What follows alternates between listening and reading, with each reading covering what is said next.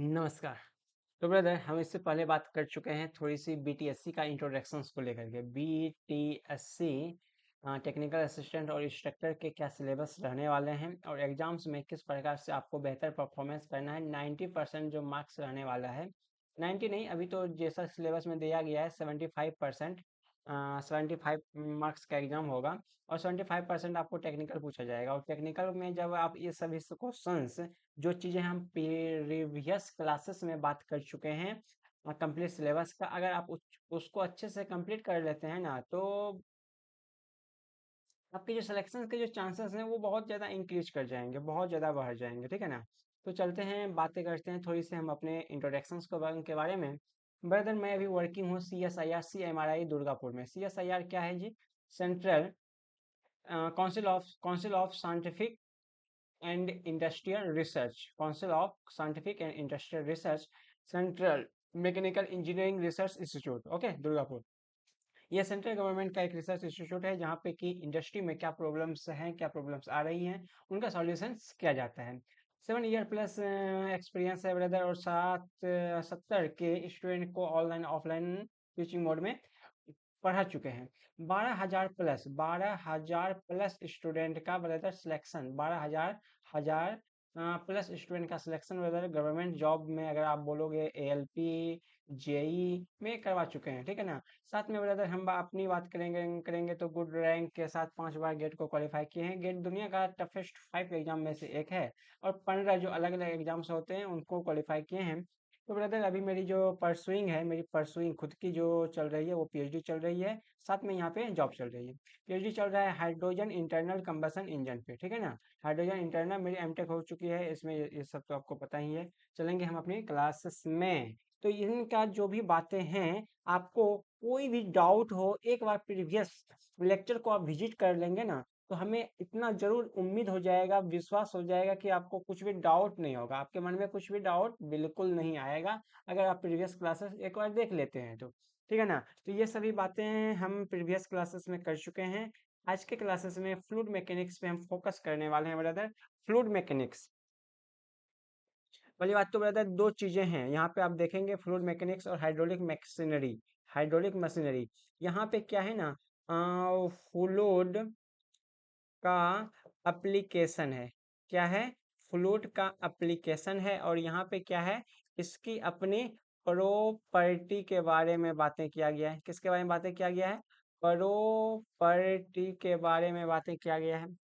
ठीक है। देखते हैं यहाँ से, syllabus of the fluid mechanics and hydraulic machinery for mechanical engineering. अगर आप मैकेनिकल इंजीनियर के स्टूडेंट हैं या तो ब्रदर आप सिविल के भी स्टूडेंट हैं, तो दोनों में थोड़ी सी सिलेबस के डिफर होते हैं। जैसे property of the fluid, fluid के क्या प्रॉपर्टी हैं, जैसे density, specific gravity, specific weight, viscosity, surface tension, compressibility, capillarity आप देखे होंगे ना, केचुओं को बोला जाता है किसान का मित्र। क्यों जी? क्योंकि वो नीचे जो है ना कैपिलरी एक्शंस के थ्रू वाटर के जो लेवल्स हैं उसको हाई करवा देते हैं, साथ में नीचे की मिट्टी को ऊपर लाते हैं, जिसके वजह से किसान का मित्र कहा जाता है। जो भी खाद पानी है नीचे वो ऊपर आ जाने से पौधों के द्वारा अवशोषित किया जा सकता है। साथ ही में ही ब्रदर हम यहाँ पे समझेंगे पास्कल्स लॉ। पास्कल्स लॉ जैसे कि आप ब्रेक अप्लाई करते हैं कहाँ पे जी? बाइक में हाइड्रोलिक ब्रेक अप्लाई करते हैं, जिसको पावर ब्रेक के नाम से जानते हैं। वो कैसे काम करता है? पास्कल्स लॉ पे।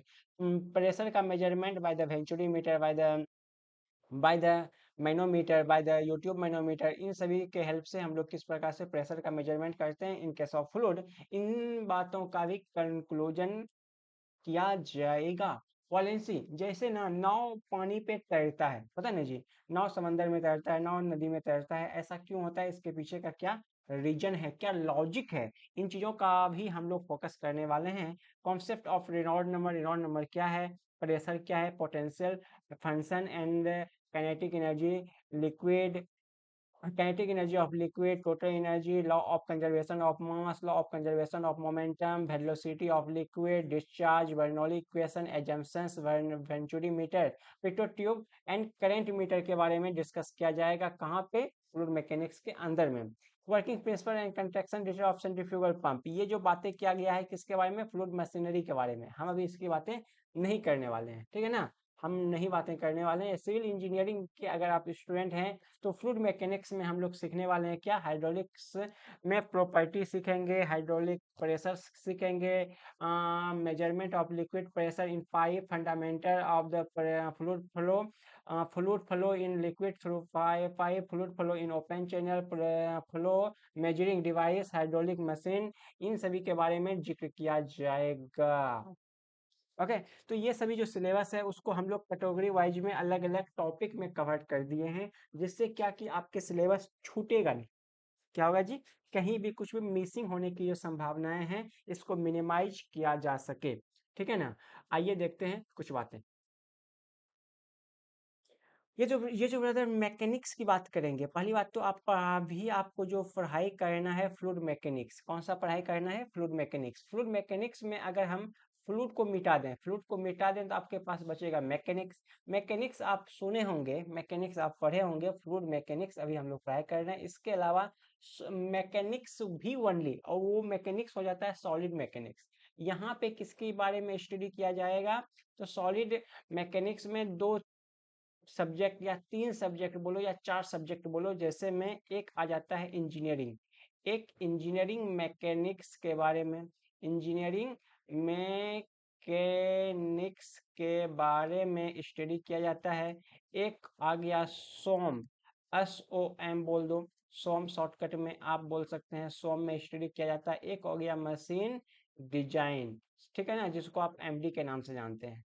तो तीन हो गया, इनको तीन सब्जेक्ट में। अब अगर बात करेंगे फ्लूइड मैकेनिक्स के बारे में, फ्लूइड मैकेनिक्स को एक डायनेमिक्स आएगा तो एक स्टैटिक आएगा। ओके, एक डायनेमिक से पहले एक स्टैटिक और एक डायनेमिक। डायनेमिक में दो चीजें, डायनेमिक में दो चीजें, एक आ गया कंप्रेसिबल, एक आ गया इनकम्प्रेसिबल।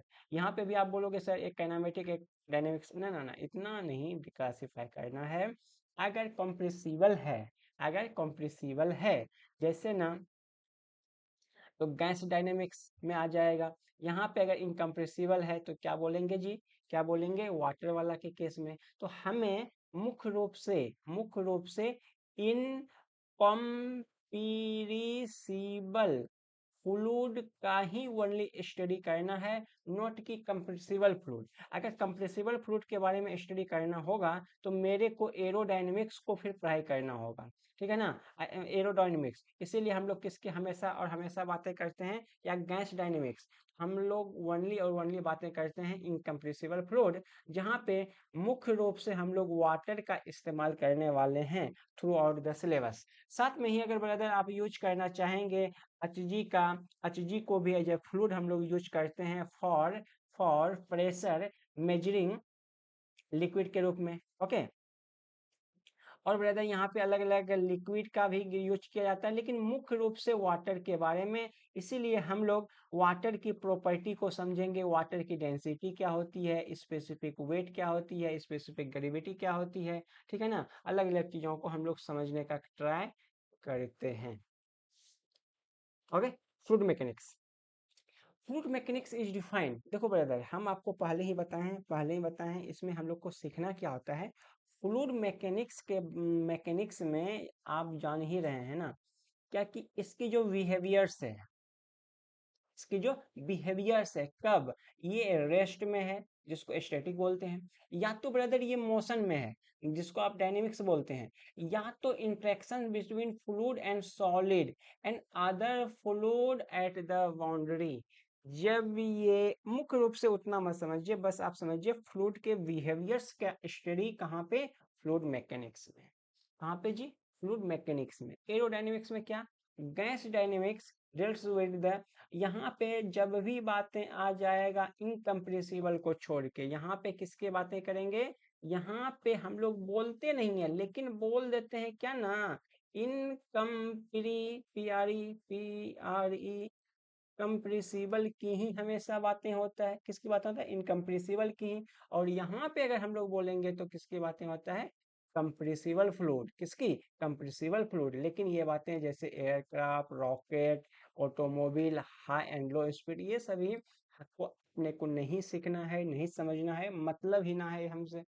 देखिए, आप समझते हैं फ्लूइड क्या है, ब्रदर फ्लूइड तो एक सब्सटेंस है, दुनिया में कुछ भी आप देख रहे हैं, हवा देख रहे हैं जी, नहीं फील हो रहा है, फील उसको, वो भी क्या है, एक सब्सटेंस है, वो भी स्पेस को ऑक्यूपाई करता है, मतलब जगह छेकता है, भले आपको दिखता नहीं है क्योंकि उसके रंग नहीं है।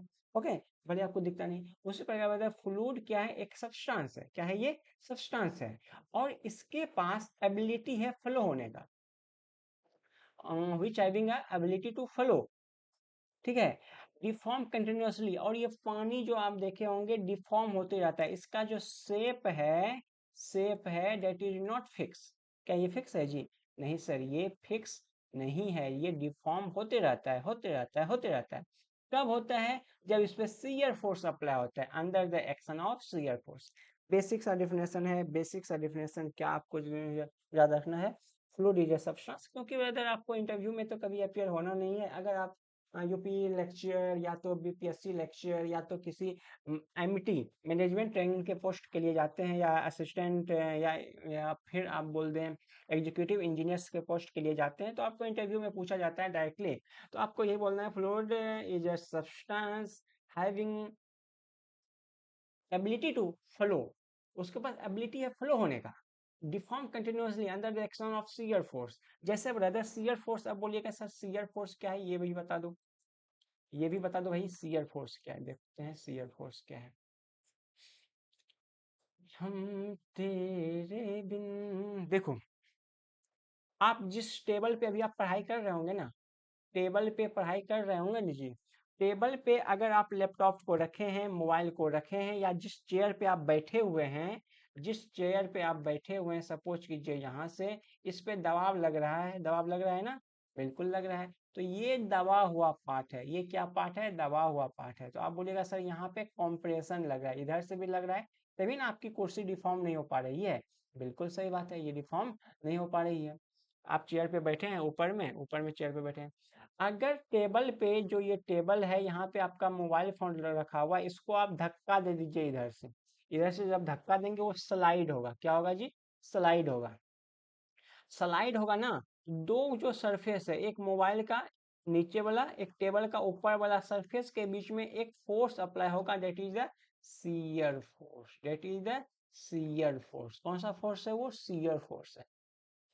अब समझिए सर और भी कैसे, कभी आप लोग ब्लेड देखे हैं, ब्लेड, जैसे कि ये है आपका सांप, अगर इसको बीच से काटना हो ना, तो इसकी जो क्रॉस सेक्शंस है, क्रॉस सेक्शंस के पैरेलल में हमें चलाना होगा, तब ये पार्ट अलग अलग हो जाएगा, नहीं होगा जी, ये पार्ट अलग हो गया और ये पार्ट अलग हो गया, दोनों पार्ट अलग अलग हो गया ना, ये पार्ट अलग, ये पार्ट अलग, काटने से, किससे, काटने से दो पार्ट अलग अलग हो जाता है, तो यहाँ पे इसके द्वारा कौन सा फोर्स अप्लाई किया गया, आप बोलोगे सर शियर फोर्स अप्लाई किया गया। अगर आप यहाँ पे इधर फोर्स अप्लाई कर देंगे तो ये हो जाएगा टेंसाइल फोर्स, अगर आप इसको अपोजिट डायरेक्शन में अप्लाई कर देंगे तो ये हो गया कॉम्प्रेसिव फोर्स। ओके, ये सभी बातें हैं यहाँ पे, shear force, fluid module, shear, यहाँ से अब देखते हैं, यहाँ से जैसे शियर फोर्स अप्लाई होगा, ये यहाँ आ जाएगा, ये पार्टिकल्स यहाँ आ जाएगा, इसके वजह से एडजेसेंट लेयर पे भी एक फोर्स लगेगा, जिसकी वजह से ये भी थोड़ा सा मूव होगा, ऐसे ऐसे ये डिफॉर्म होगा, और यहाँ का जो है नो स्लिप कंडीशन, अगर स्लिप रहेगा तो ये भी चीजें मूव हो जाएगा, तो मॉलिक्यूल्स जो है ये डिफॉर्म हो जाता है, क्या हो जाता है, डिफॉर्म हो जाता है।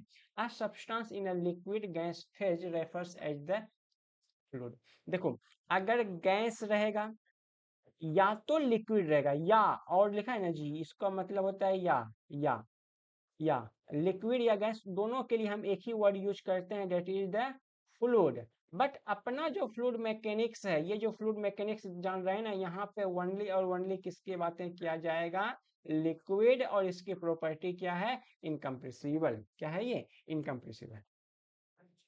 तो आपको जो भी नोट्स मिलने वाला है ब्रदर, जो भी नोट्स मिलने वाला है, इसका कंप्लीट क्वेश्चंस भी मिलेगा, क्वेश्चंस भी मिलेगा, आपको क्या करना है, क्वेश्चंस को अटेम्प्ट करना है, ठीक है ना, क्वेश्चंस को ट्राई करना है, अटेम्प्ट करने का, और अगर समझ नहीं आता है तो आप ऐसा कर सकते हैं, youth competition, youth competition Y City Times का एक बुक आता है प्रीवियस ईयर, इन बुक को आप खरीदिए और उनका जो क्वेश्चंस बनता है सबको लगाइए, सबको लगाइए, आंख बंद करके लगाइए।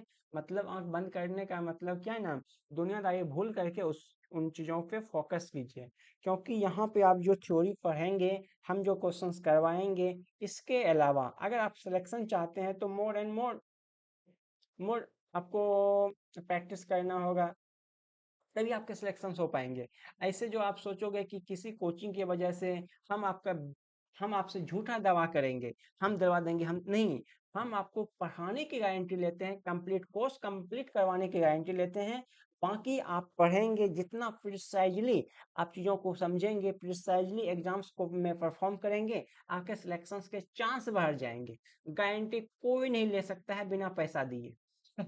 पैसा दिए समझने का मतलब, कहने का मतलब आप समझ गए होंगे।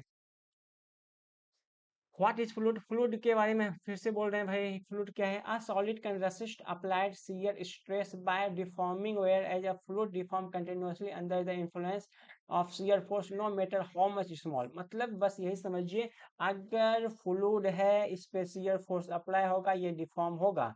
ये क्या होगा? डिफॉर्म होगा। भले ही ये बहुत ही कम अमाउंट में फोर्स क्यों नहीं अप्लाई हो, बट ये डिफॉर्म होगा।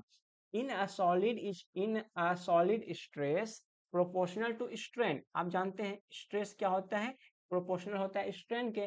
बट फ्लूइड के केस में शियर स्ट्रेस, बिकॉज यहाँ पे शियर स्ट्रेस ना अप्लाई होता है जी। This one is the proportional to the rate of shear strain, यहाँ पे लिखा मिलेगा proportional to the rate of shear strain rate, या तो ऐसा रेट ऑफ शियर स्ट्रेन या शियर स्ट्रेन रेट बोल सकते हैं सिंपल। ओके। और यहाँ पे आ जाता है E equal to E into strain, और यहाँ पे shear stress equal to mu d u by t y. इस तरह से बातें हम लोग करेंगे। कब करेंगे जी? आगे चल के।